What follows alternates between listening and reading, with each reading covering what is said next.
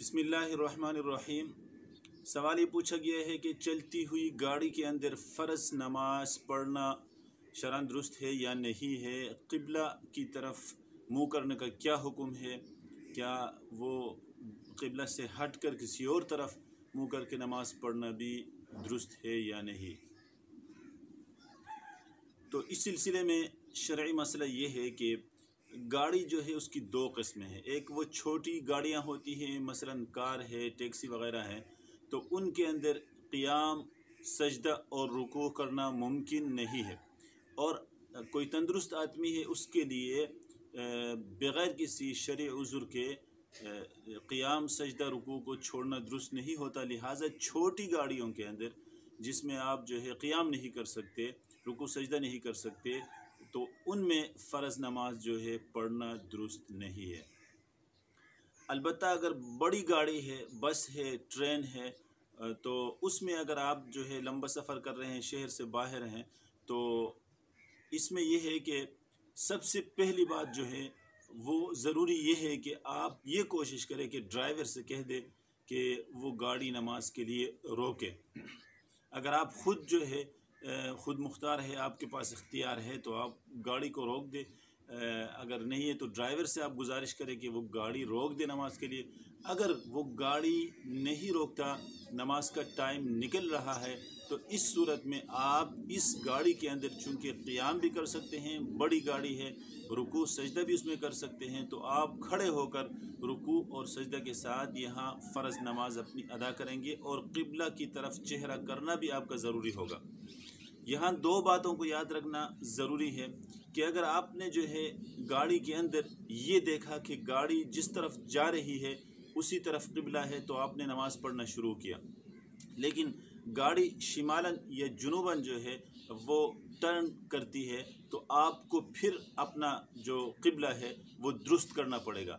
यानी आपका चेहरा शिमाल की तरफ हो गया, फिर गाड़ी के अंदर ही आप जो है इस चीज़ का भी अंदाज़ा लगाना होगा कि क़िबला का रुख बदल गया है और फिर अपना चेहरा क़िबला की तरफ करना भी ज़रूरी होगा।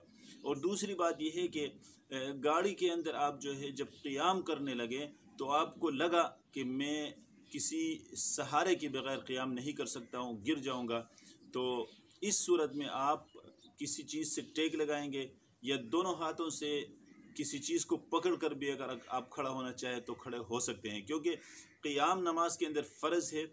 दोनों हाथों का बांधना ये सुन्नत है। आप सुन्नत को छोड़े फ़र्ज़ की तकमील के लिए आप किसी चीज़ को पकड़ भी सकते हैं खड़े होने के लिए, और इसी तरह किसी चीज़ के साथ टेक भी लगा सकते हैं खड़े होने के लिए। इस तरह भी आप क़ियाम कर सकते हैं। और अगर क़ियाम जो है इस तरह किसी सहारे से क़ियाम करने के बावजूद भी आपको चक्कर आने लगे, आपको लगा कि मैं गिर रहा हूँ, तो फिर ठीक है, क़ियाम अब से इस सूरत में साक़ित हो जाएगा। आप बैठकर जो है अपनी फ़र्ज़ नमाज अदा कर सकते हैं। ये चलती गाड़ी के अंदर नमाज पढ़ने का हुक्म था फ़र्ज़ नमाज का। और नफल नमाज के बारे में ये है कि शहर के अंदर अगर आप हैं तो गाड़ी के अंदर आपका नमाज पढ़ना दुरुस्त नहीं है।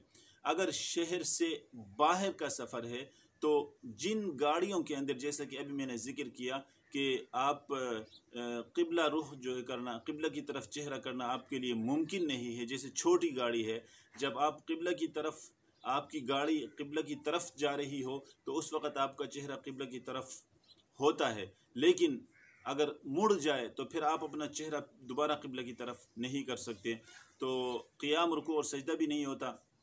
तो इन गाड़ियों के अंदर आप जिस तरफ आपकी गाड़ी चलती है उस तरफ चेहरा करके आप नफल नमाज पढ़ सकते हैं। वो तो बैठकर भी आप पढ़ सकते हैं, इशारे के साथ भी पढ़ सकते हैं।